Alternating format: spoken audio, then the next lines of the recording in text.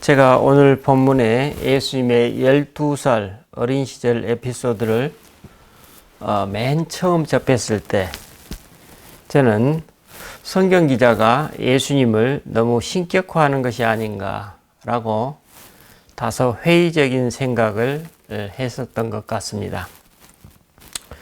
왜냐하면 46절로 47절에 설명하고 있는 바와 같이 성경 기자는 어린 예수님이 성전에서 선생들의 토론 모임에서 어떤 주제를 가지고 듣고 대답하는 담화를 했다고 전하면서 듣는 자들이 다 그 지혜와 대답에 놀랐다고 설명하고 있기 때문입니다. 오늘날도 우리는 뉴스나 혹은 다큐멘터리 프로그램을 통해서 이따금씩 어린 아이가 지능지수가 높아서 수학이나 과학 신동 혹은 음악 신동들을 가끔씩 소개하는 장면을 접하기도 합니다.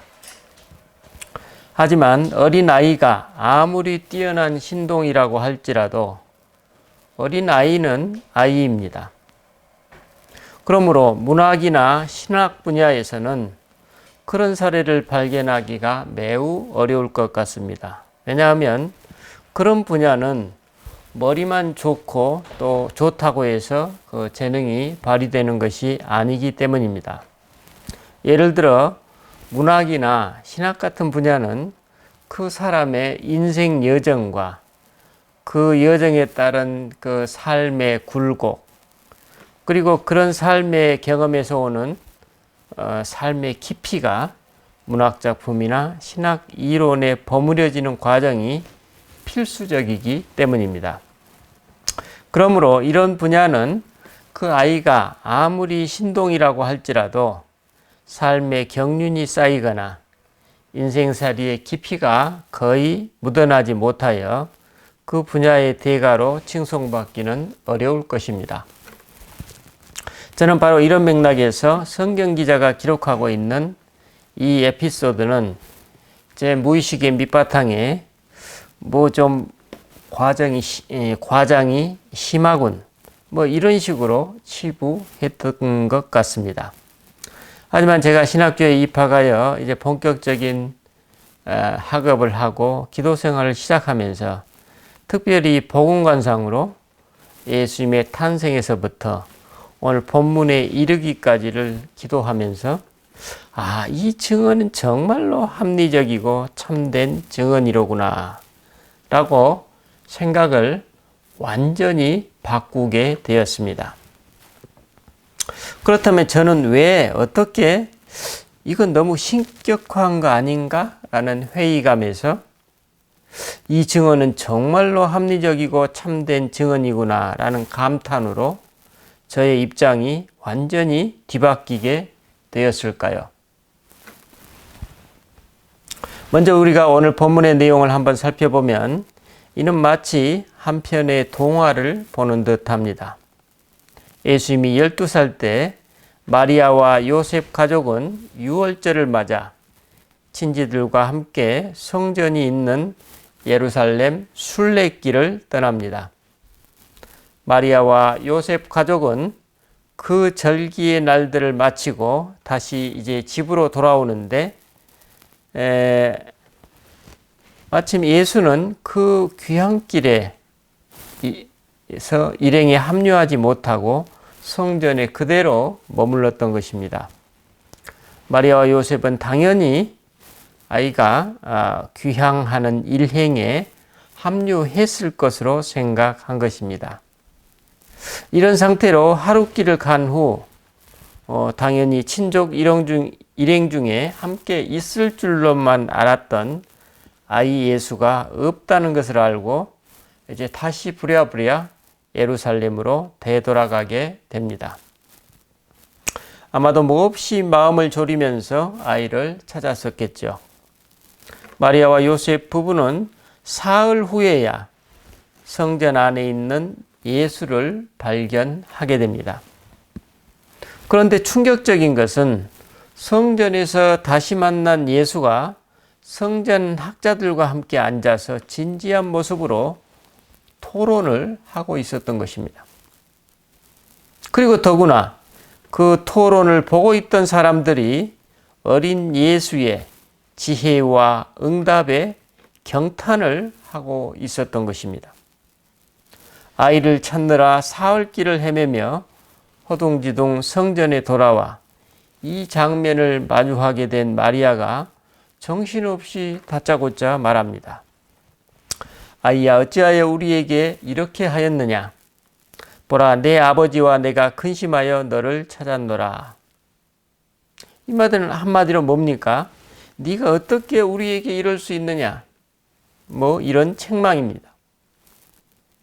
부모의 심정이라면 누구나 이해할 수 있는 반응입니다. 그런데 이 마리아의 추궁에 어린 예수가 어떻게 응답하고 있습니까? 그렇습니다. 어찌하여 나를 찾으셨나이까? 내가 내 아버지 집에 있어야 될 줄을 알지 못하셨나이까? 이는 한마디로 뭡니까? 아닙니다. 저는 아버지의 일을 하느라 지금까지 바빴습니다. 이런 내용이죠. 어린 예수는 어머니 마리아의 추궁에 수긍하기보다는 오히려 그 부모님을 점잖게 나무라고 있습니다. 그 부모는 섭섭함과 함께 또 한 번의 충격에 휩싸이게 되었을 것입니다. 그렇다면 그 충격은 무엇이었을까요? 아마도 그것은 예수의 어머니로서 마리아 자신이 아기 예수 때부터 그토록 당연하게 또 자연스럽게 증언해 주었던 너는 엄마를 통해서 하나님께서 이 땅에 보낸 하나님의 아들이란다 라는 예수의 정체성입니다. 어린 예수는 지금 어머니 마리아가 그토록 진지하게 증언해 주시던 나는 하나님의 아들이라는 체득된 자신의 자의식을 자연스럽고 당연하게 드러내고 있는 것입니다. 하지만 마리아는 자신의 입술로 증언해 왔던 그 실상을 적어도 그 순간 까마득히 잊어버리고 있었던 것입니다. 사실 마리아는 하나님의 아들 예수를 잃어버렸던 것입니다. 그래서 아들 예수는 바로 그 사실을 마리아와 요셉 부부에게 일깨워주고 있습니다. 하지만 이들 부부는 아들의 이 메시지를 그때 바로 깨닫지 못했다고 증언하고 있습니다. 하지만 마리아는 집에 돌아가 그 일을 되씹어 보고는 어린 예수의 그 메시지를 마침내 알아차렸던 것입니다. 이 사실을 누가는 이렇게 표현하고 있죠. 그 어머니 마리아는 이 모든 말을 마음에 두니라 라고 전하고 있습니다. 어린 예수를 찾아 사흘 동안이나 찾아다니면서 애타게 마음을 졸였던 이들 부부는 무례한 태도를 보였던 예수의 언행에 어쩌면 큰 상처를 입었을 것입니다. 하지만 이내 어린 예수가 점차 장성해 가면서 자신의 자의식을 하나님의 아들로서 정립해가는 모습을 통해서 아버지의 일을 해야 했다는 예수의 그 응답을 마리아는 마음에 두었을 것입니다. 사실 어린 예수는 성경학자들과 토론하고 있는, 즉 보여지는 삶 이전에 지금 이 자리에서 실제로 하나님의 아들로 살고 있었던 것입니다. 어린 예수의 이 메시지는 바로 그 어머니 마리아를 향하고 있었던 것입니다. 어머니는 왜 지금 하나님과 그분의 아들을 잃어버렸습니까? 어머니는 왜 당신의 아들을 잃어버리고 지금 허둥지둥 헤매고 계십니까? 이런 메시지가 아니겠습니까? 아들을 잃어버리고 몹시 마음 졸이며 모든 것을 잃어버린 것처럼 허둥댔었던 마리아에게는 참으로 충격적인 메시지입니다. 이제 정신을 차려보니 어느덧 마리아는 실제로 그 하나님의 아들과 함께 살아가고 있었던 것입니다. 참 어처구니 없는 현실이죠. 하지만 그녀는 그 하나님의 아들을 잃어버렸다면서 마치 정신줄을 놓아버리는 사람처럼 허둥대고 있었던 것입니다. 그리고 집에 돌아와 그 예수를 살펴보니 그 아이는 실제로 매일의 일상을 아버지 하나님과 함께 살아가고 있었을 것입니다.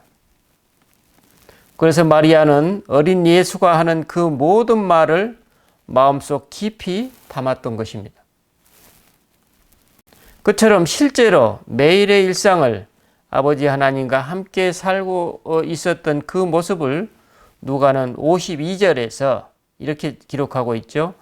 예수는 지혜와 키가 자라가며 하나님과 사람에게 더욱 사랑스러워 가시더라. 이렇게 기록하고 있습니다. 그렇다면 우리는 어떻게 오늘 본문의 어린 예수처럼 아버지 하나님과 함께 일상을 살아갈 수 있을까요?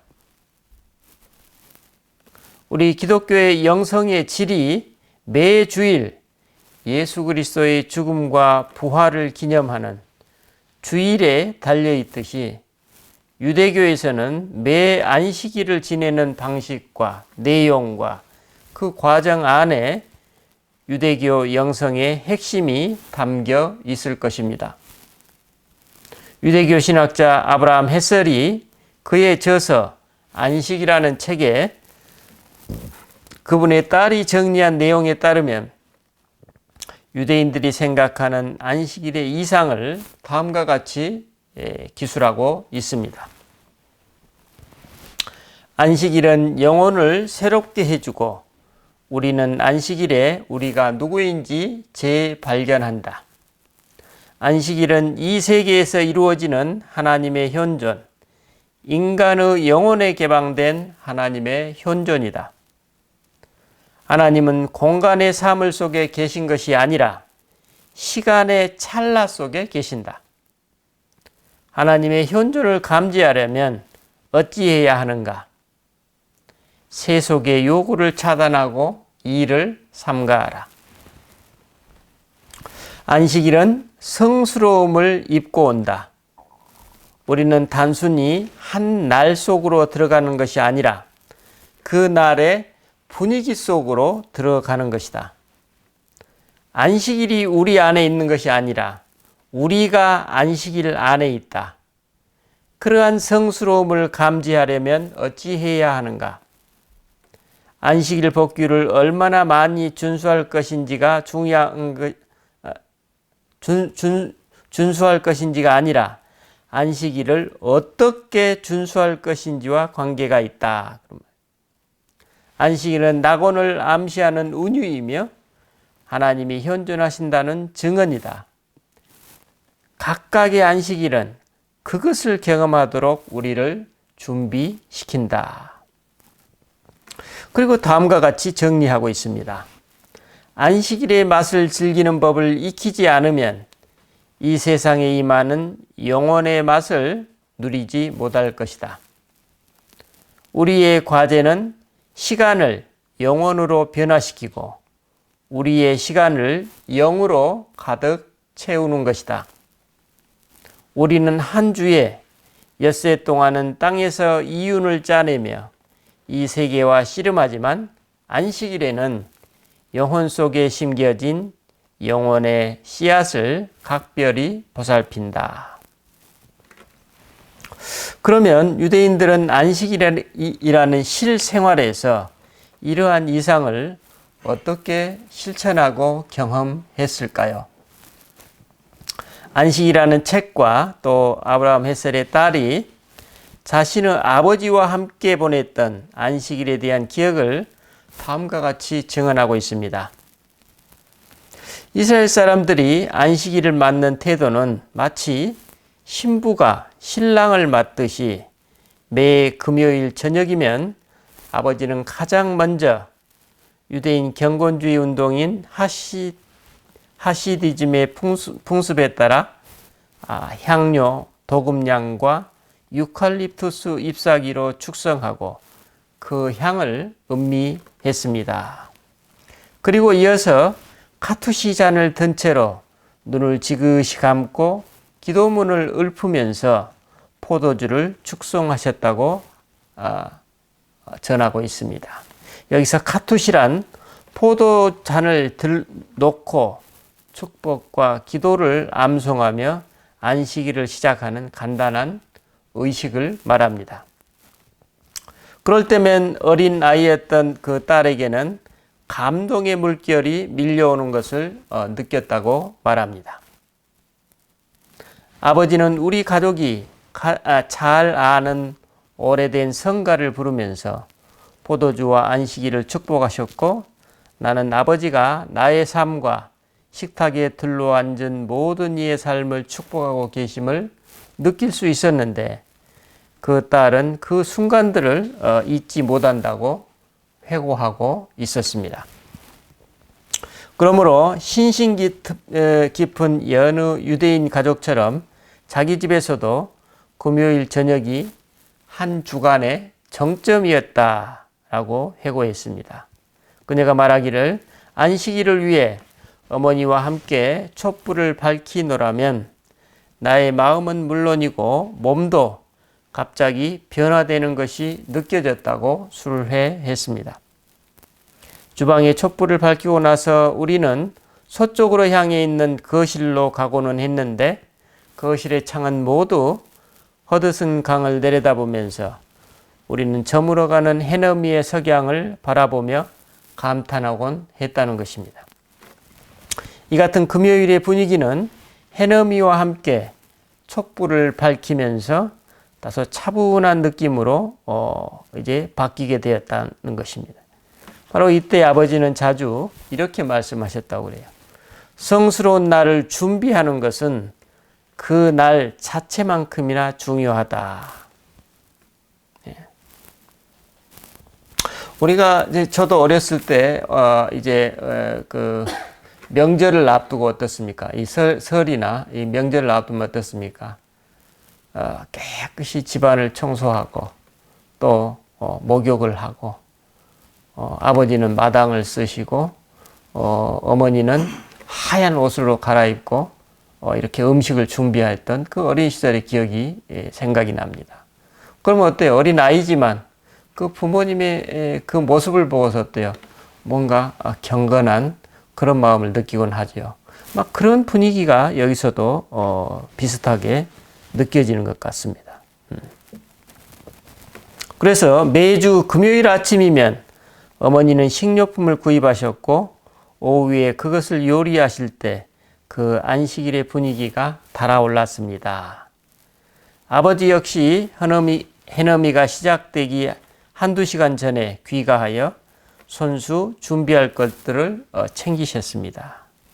그러고 나서 해넘이가 시작되기 20분쯤 전이 되면 그래서 부엌에서 마무리되지 못한 일이 무엇이든지 간에 우리 가족은 그저 촛불을 밝히면서 그 모든 일을 잊어버리고 안식일의 도착을 기뻐하며 축하했습니다. 이렇게 얘기합니다. 그러므로 안식일은 마치 예무하듯이 다가와 두려움과 슬픔과 어두운 기억을 닦아 없앤다 라는 아버지의 이야기를 인용하고 있었습니다.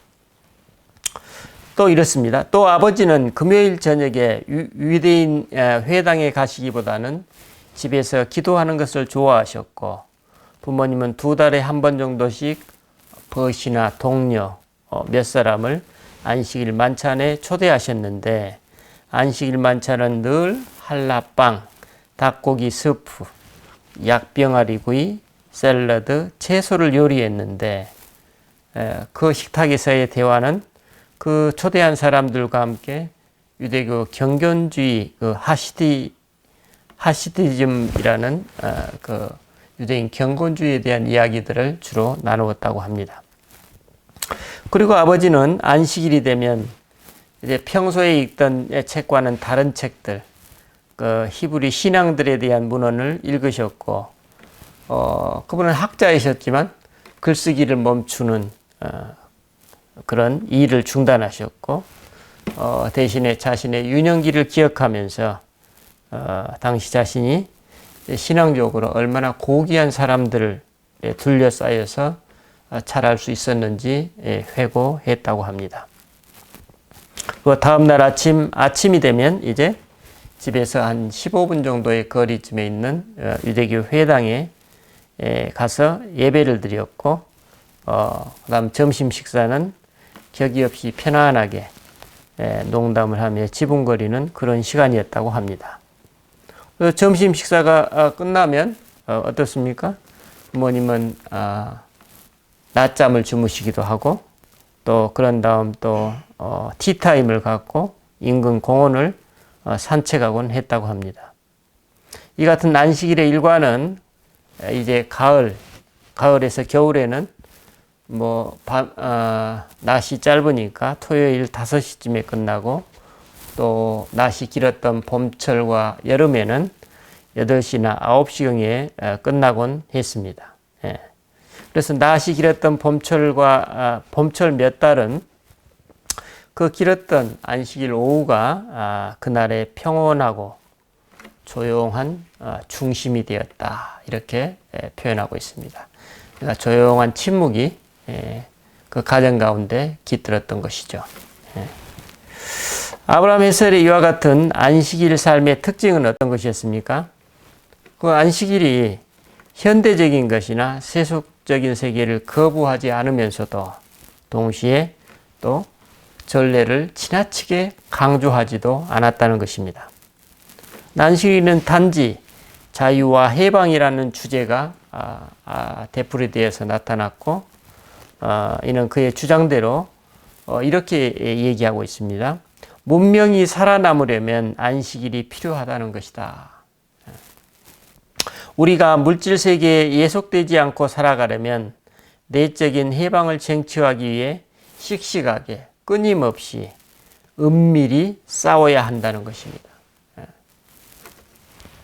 그래서 사람의 지배와 사물로부터의 지배로부터 벗어나지 않으면 내적인 해방을 경험할 수 없기 때문입니다. 이렇게 얘기하고 있습니다. 오늘날 고도의 정치사회적 해방을 쟁취한 사람들은 많이 있지만, 사실 사물의 노예가 되지 않은 사람들은 극소수에 불과하므로 이것이야말로 우리가 항구적으로 씨름해야 될 이슈라고 갈파하고 있었던 것입니다. 그러므로 사물과 더불어 살아가면서 사물에 예속되지 않으려면 물질이나 공간이 아니라 시간 속에 있는 성스러움에 집중하라, 이렇게 주문하고 있습니다. 그러므로 안식일을 성화하는 것은 하나님을 닮은 우리 인간의 본분인데, 이는 하나님의 현존을 발견하는 길이고, 하나님을 닮은 것을 발견하는 그 길은 공간 속에서가 아니라 시간 속에서 이루어진다는 것입니다. 결국 안식일의 심오한 분위기를 살려내려면 시간 속의 성스러움을 채우는 것이 가장 중요하다는 메시지입니다. 그래서 경건한 유대인들은 그것을 매주 안식일에 실천했고, 그 연장선에서 일상의 삶을 살았던 것입니다. 우리는 지금까지 경건한 유대인들이 안식일을 어떻게 보내는지 그 분위기를 대략 살펴보았습니다. 여러분, 방금 말씀드린 내용에서 무엇을 느끼셨습니까? 저는 98년도 신학교 입학 때부터 지금까지 기도 생활을 해오고, 또 20여 년간의 영성수련을 배우고 인도에 오면서 느꼈던 점은, 제가 지금 실천하고 있는 기도 생활이 영적인 면에서 얼마나 단편적이고 일천한가라는 깨달음입니다. 우리가 일정한 시간과 장소에서 하나님께 집중하는 것도 중요하지만, 우리가 만약 아브라함 햇셀이 실제 삶에서 실시간으로 안식일을 맞아들이고 그 시간을 성스럽게 채우면서 보냈던 것처럼 우리가 매 주일을 그처럼 준비하는 태도로 마치 신부가 신랑을 맞듯이 주일을 맞아들이고 그 시간을 신랑과 함께 보낼 수 있다면 그 주일이 얼마나 우리 영혼과 삶을 살찌우며 생기 있게 만들어 주겠는가 라고 생각하게 되었습니다. 아이러니하지만 목사인 제가 주일을 실제로 그처럼 맞아들이고 경험하려고 하니 걸림돌이 한두 가지가 아니었습니다. 먼저 주일 준비는 이미 토요일 오전까지는 최소한 마쳐야 했고 토요일 해질녘부터 각종 외부 연결망이나 자극을 끊어야 하며 또 주일에 먹을 만한 깨끗한 음식을 미리 준비해야 하고 무엇보다도 내면의 정결로 하나님의 거룩과 성결을 채우기 위한 우리 가정만의 예식, 즉 리추얼이 필요하다는 것을 절감하게 되었습니다. 우리 기독교 영성의 원천이 주일과 주일 예배에 뿌리를 두고 있는데 이를 온전히 실천할 수 있는 예전, 리추얼 하나 없이 저의 실상이 저를 고발하는 것 같았습니다. 여기서 리추얼은 제 개인적인 혹은 우리 가정적인 것을 얘기합니다. 그래서 생각했습니다. 내가 만약 아브라함 햇셀이 안식일을 준비하고 경험하듯이 매 주일을 실제로 그렇게 맞아들이고 보낼 수 있다면 아마도 나는 며칠간의 영성수련을 경험하는 것보다도 매주 그 주일 성수를 통해서 더 깊은 치유와 회복, 생기를 경험할 수 있지는 않을까? 라는 마음이 들었습니다. 이러한 삶이 루틴화되어서 우리 자녀들과 공동체에 공유될 수 있다면 얼마나 좋겠는가라고 생각하게 되었습니다. 여러분, 그런데 오늘 본문의 어린 예수는 어떻습니까? 안식일뿐만 아니라 일상의 삶에서 실제로 아버지 하나님의 현존을 살아가고 있었던 것입니다. 그렇다면 평소에 이러한 삶을 온전히 살아가고 있지 못했던 그 성전의 선생들과 했던 어린 예수의 토론은 이를 지켜보는 사람들에게 어떻게 비춰졌을까요? 그렇습니다. 그 선생들은 토라의 문구 연구에는 정통했을지 모르지만 어린 예수는 순간순간 하나님의 영 안에 머물며 그 영의 영감을 받고 나누는 일에는 그 학자들 못지 않았던 것입니다. 아니 오히려 세상에 때가 묻지 않는 어린 예수의 원초적인 영성이 무뎌지고 오염된 그 학자들의 내면을 밝게 비춰주면서 그들에게 충격으로 다가왔을 것입니다. 이 같은 맥락에서 우리는 오늘 본문의 마리아와 요셉이 왜 하나님의 아들 예수를 잃어버리게 되었는지 짐작할 수 있습니다.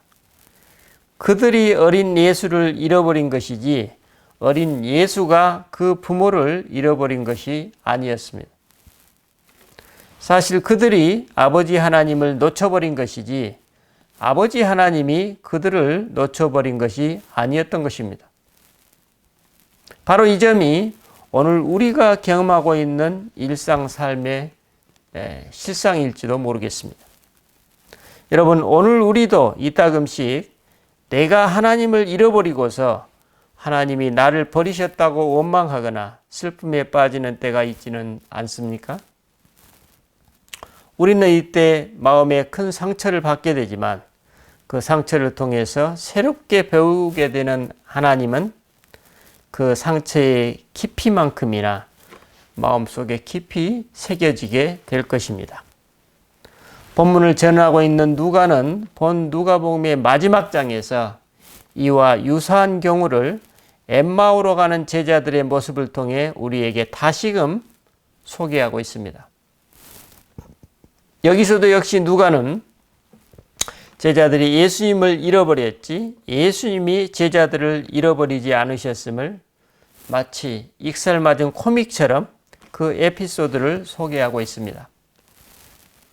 하지만 그 제자들은 눈이 가리워져서 이렇게 얘기하죠. 요즘 거기서 된 일을 혼자만 알지 못하고 있습니까? 이렇게 예수님께 오히려 핀잔을 주고 있습니다. 참으로 기이하죠. 그러나 사실은 어떻습니까? 모든 사람들이 예루살렘에서 실상 있었던 일은 모르고 오직 예수님 한 분만이 알고 계셨죠. 참으로 아름다우면서도 유머러스한 일화이자 오늘 우리 삶의 실상의 모습을 드러내주는 것 같습니다. 여러분, 오늘 나는 어떻습니까? 오늘 나도 마리아와 요셉처럼 자기 일에만 몰두하고 있으면서 예수를 잃어버렸다고 슬퍼하지는 않습니까? 아니면 그리스도가 나를 버렸다고 섭섭해하지는 않으십니까? 오늘 나는 그리스도를 놓치지 않기 위해서 내 삶의 실상에서 실천하고 있는 내 자신만의 혹은 내 가족만의 리추얼은 무엇입니까? 오늘부터 내가 직접 하나씩 만들어 나간다면 어떨까요? 여러분의 주일의 삶에 조금씩이지만 획기적인 변화들이 일어나는 은총이 더해지시기를 바랍니다. 기도하십시다. 주님, 오늘 우리는 어린 예수가 어떻게 하나님과 함께 실제로 자신의 삶을 살아가고 있었는지, 어린 예수가 어떻게 자기 자신의 정체성 혹은 자의식을 가지고 있었는지 다시금 돌아봅니다. 주님, 오늘 우리는 마리아와 요셉처럼 이 세상에 묻혀 사느라 무뎌지고 혹은 오염되어서 그러한 정체성과 자의식을 잃어버릴 때가 있습니다.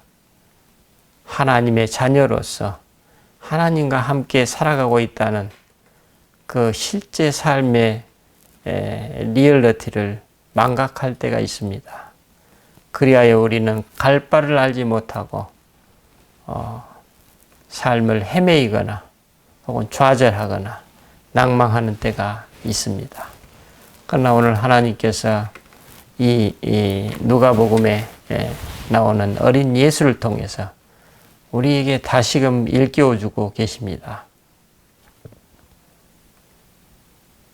우리가 그리스도를 잃어버렸지 그리스도께서 우리를 잃어버리시지 않으셨다고, 지금도 그렇다고 우리에게 일깨워 주십니다. 주님, 그 어린 예수의 말을 마음속 깊이 새겨서 매일매일 다시금 새로움으로 그리스도와 동행하는 삶이 이어질 수 있도록 복을 주시옵소서. 감사드리고 우리 주 예수 그리스도 이름으로 기도드립니다. 아멘.